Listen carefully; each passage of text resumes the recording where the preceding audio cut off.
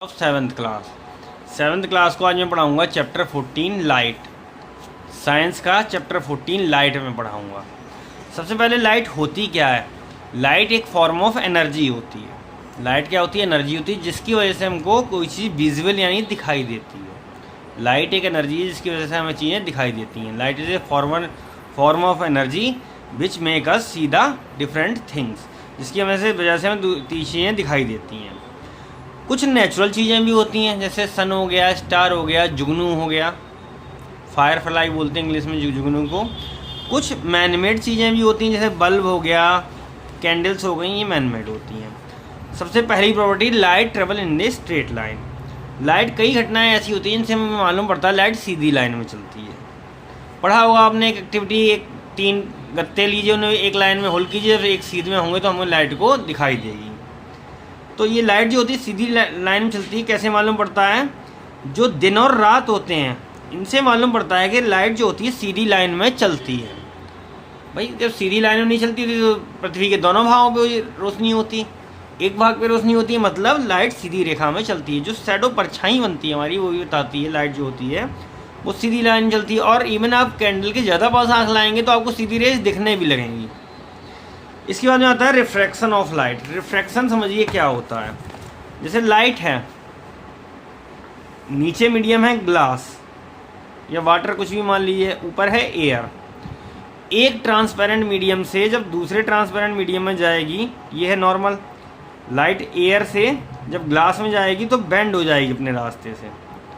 जब एक transparent medium से लाइट दूसरे में जाती है तो क्या हो जाती है? बेंड हो जाती है। इस फिनोमिनन को क्या बोलते हैं? रिफ्रैक्शन ऑफ लाइट बोलते हैं। रिफ्रैक्शन ऑफ लाइट को आप समझ सकते हैं कि कोई सिक्का रखा है ग्लास में, हमें दिखाई नहीं दे रहा, लेकिन जब पानी डाल देंगे तो ये बेंड होने के कारण लाइट ये उठा हुआ दिखाई देगा, हमें दिखने लगेगा। इसके बाद आता है लॉ ऑफ रिफ्लेक्शन। रिफ्लेक्शन के होते हैं 2 लॉ। ये जो आगे गिरती है ये होती है इंसिडेंट रे। इस चैप्टर के मैं नोट्स भी भेज रहा हूँ आपको। ये क्या होती है? रिफ्रैक्टेड रे। रिफ्रैक्टेड रे, इंसिडेंट रे, रिफ्रैक्टेड रे और normal at the point of incidence. तीनों क्या होते हैं? एक ही प्लेन यानी एक ही जगह पर होते हैं।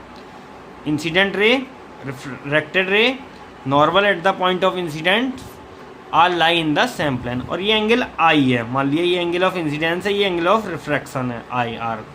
दूसरा रूल क्या होता है? Sine i upon sine r. एक क्या होता है? कांस्टेंट। साइन क्या होता है? एंगल के साइन की वैल्यूज होती हैं। जैसे साइन 30 होता है 1/2। तो ये आप 10th में डिटेल पढ़ेंगे। अभी समझ लिए एंगल के जो साइन होते हैं रेशियो, उनके का रेशियो क्या होता है? कांस्टेंट। अनुपात जो होता है वो कांस्टेंट होता है। इस लॉ को क्या बोलते हैं? Snell's law. बिल्कुल 10th में डिटो यही चैप्टर है। 10th के 3 चैप्टरों को शॉर्ट करके बनाया गया है।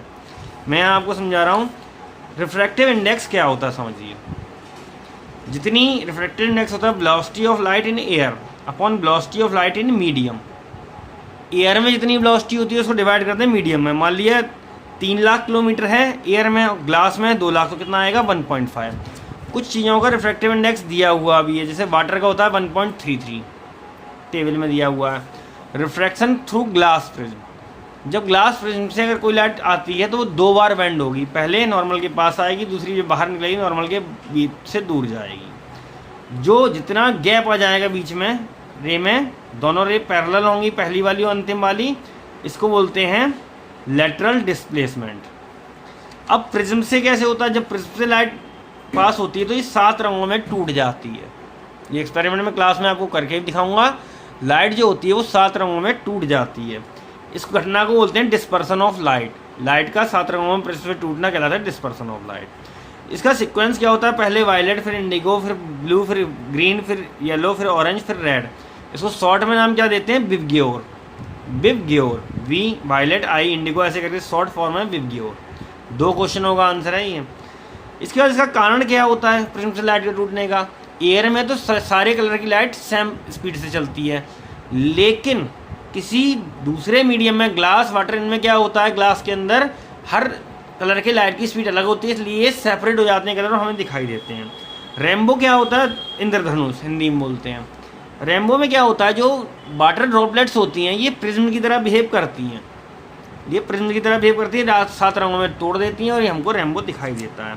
न्यूटन्स कलर डिस्क, अगर ये 7 विबग्योर वाले रंग लें हम और इस डिस्क को अगर हम घुमाएं तेज़ी से, करके देख सकते हैं आप एक्सपेरिमेंट में, तेज़ी से डिस्क को घुमाएंगे, एक बच्चे को मैंने करके दिखाया था, तो हमको कलर कैसा दिखाई देगा इसका, वाइट कलर कैसा हमको दिखाई देगा इसका, वाइट कलर दिखाई देगा। एंगल ऑफ डेविएशन क्या होता है समझिए, जो स्टार्टिंग में रे निकलती है, जो स्टार्टिंग में रे निकलती है और अंत में रे निकलती है प्रिज्म से, उसके बीच में जो गैप हो जाता है उसको क्या बोलते हैं, एंगल ऑफ डेविएशन। लेंस होते हैं 2 टाइप के, कॉन्वेक्स लेंस, कॉनकेव लेंस। जो बीच में मोटा होता है किनारों पे पतला, जैसे ये है, ये क्या है, कॉन्वेक्स। कॉनकेव क्या होता है, जो बीच में पतला और किनारों पे मोटा। इसके बाद में आती है कुछ लेंस के बारे में घटनाएं। लेंस का सेंटर क्या कहलाता है, ऑप्टिकल सेंटर। जो इसके 2 फेस हैं उन दोनों फेस का सेंटर क्या कहलाता है, centre of curvature. Optical centre और सेंटर ऑफ कर्वेचर को मिलाने वाली line principal axis. Parallel rays जहाँ आके मिलती हैं वो क्या होता है, फोकस। ये जहाँ से मिलती हुई मालूम पड़ती है वो क्या होता है, फोकस। और फोकस और ऑप्टिकल सेंटर के बीच की लेंथ होती है फोकल लेंथ। अब आती है formation of image. Image formation के लिए कंडीशन क्या है, जो रे ऑप्टिकल सेंटर से होती जाएगी वो सीधी निकल जाएगी, जो रे पैरेलल जाएगी वो फोकस से पास होगी, जो फोकस से जाएगी वो पैरेलल हो जाएगी। इसके अलावा जो सेंटर ऑफ कर्वेचर से होती हुई जाएगी वो उसी पाथ को वापस लौट आएगी। सबसे पहला नियम है, देखिए ऑब्जेक्ट इनफाइनाइट पे है कॉन्वेक्स लेंस का, तो कहाँ इमेज बनेगी, फोकस पे।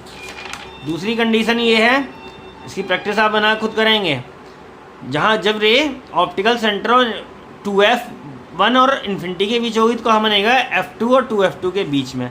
ऐसे ही जब रे f2 पे f1 पे होगी तो इमेज का बनेगी, f2 पे सेम साइज होगी, रियल इन्वर्टेड माने उल्टी होगी और रियल होगी। जब रियल में रे काटें तो रियल इमेज होती है, जब केवल पीछे हटाने पे काटें तो क्या होती है, वर्चुअल इमेज होती है। इसके बाद में आती है image form by A concave lens.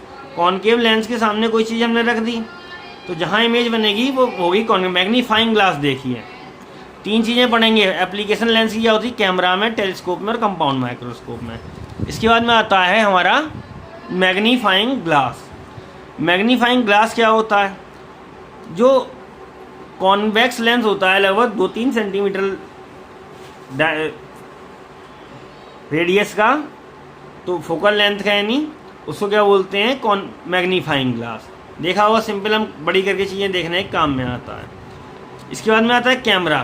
Camera क्या होता है, जो किसी भी चीज़ की हम फोटो ले सकते हैं। मोबाइल में सबको मालूम आजकल कैमरा होता है, बॉडी कैमरा की होती है, वाटर लाइट प्रूफ होती है, लेंस होता है इसमें कॉन्वेक्स लेंस होता है, फिल्म होती है, इस पर हम लोग लाइट के लिए सेंसिटिव होती है, डायग्राम होता है इसका, यानी कंट्रोल कर सकता है लाइट कितनी इंटर करे।